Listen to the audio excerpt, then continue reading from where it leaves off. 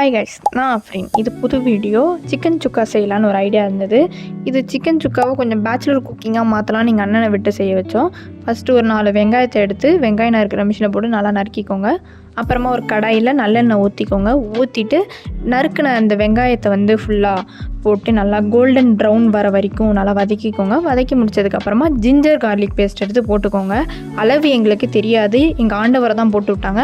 ஆண்டவர் சின்ஸ் எங்கள் அம்மா அளவு நீங்கள் அதிகமாக போட்டு அப்புறம் சாப்பிட முடியாத அளவுக்கு பண்ணிட போகிறீங்கன்னு சொல்லிட்டு போட்டு விட்டாங்க. அப்புறமா தக்காளியை கொஞ்சம் குண்டு குண்டாக இருக்கிற மாதிரி போட்டுங்க அப்படின்னு சொன்னாங்க. ஏன்னா அதுவாகவே ஜூஸ் விட்டு ஒரு பதத்துக்கு வரும் அப்படின்னு சொன்னாங்க. நாங்கள் போட்டு விட்டு கொஞ்சம் விளையாடிட்டு இருந்தோம் மசிச்சு.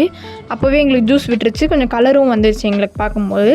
இது கொஞ்சம் கலர் வந்ததுக்கப்புறமா கரம் மசாலா போட்டாங்க. கரம் மசாலா போட்டோன்னே இன்னுமே கலர் வந்தது.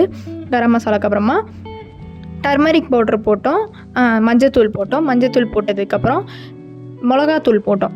இதெல்லாம் போட்டு இது 3 டைப்ஸ் ஆஃப் பவுடர்லாம் போட்டு நல்லா கலக்கி விட்டுட்டு இப்போ மெயினான ஐட்டம் உள்ளே வருது சிக்கன் பீஸ் எல்லாமே உள்ளே போட்டு நல்லாவே ஃபுல்லாகவே சாட்டே பண்ணி முடித்ததுக்கப்புறமா எல்லாமே போட்டு கொஞ்சம் ஃபுல்லாக சாட்டே பண்ணுங்க. எல்லாமே ஃபுல்லாக போட்டு சாட்டே பண்ணதுக்கப்புறமா இந்த மாதிரி ஒரு டெக்ஸ்சரில் வரும். எங்கள் அம்மாவே வந்துட்டாங்க, நாங்கள் பண்ணுறது சரியில்லைன்னு சொல்லி எங்கள் அம்மாவே வந்துட்டாங்க. அப்புறமா கடைசியாக தேவையான அளவு உப்பு போட்டதுக்கப்புறமா நல்லாவே எல்லாமே கலந்து விட்டுட்டு கொஞ்சம் நேரம் அது மூடி வச்சுருங்க. அந்த சிக்கன்லேருந்தே தண்ணி வரும்னு ஒரு சில பேர் சொல்லுவாங்க. அந்த தண்ணி வர வரைக்கும் விட்டுருங்க.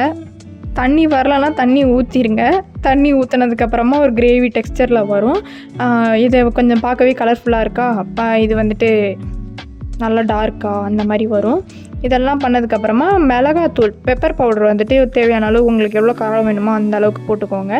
போட்டதுக்கப்புறமா ஃபுல்லாக முடிச்சதுக்கப்புறம் லாஸ்ட்டாக ஃபினிஷிங் டச்சாக கொரியண்டர் லீவ்ஸ்லாம் போட்டு முடிச்சிருங்க. தேங்க்ஸ் ஃபார் வாட்சிங். பை கைஸ், நெக்ஸ்ட் வீடியோவில் சந்திக்கிறேன்.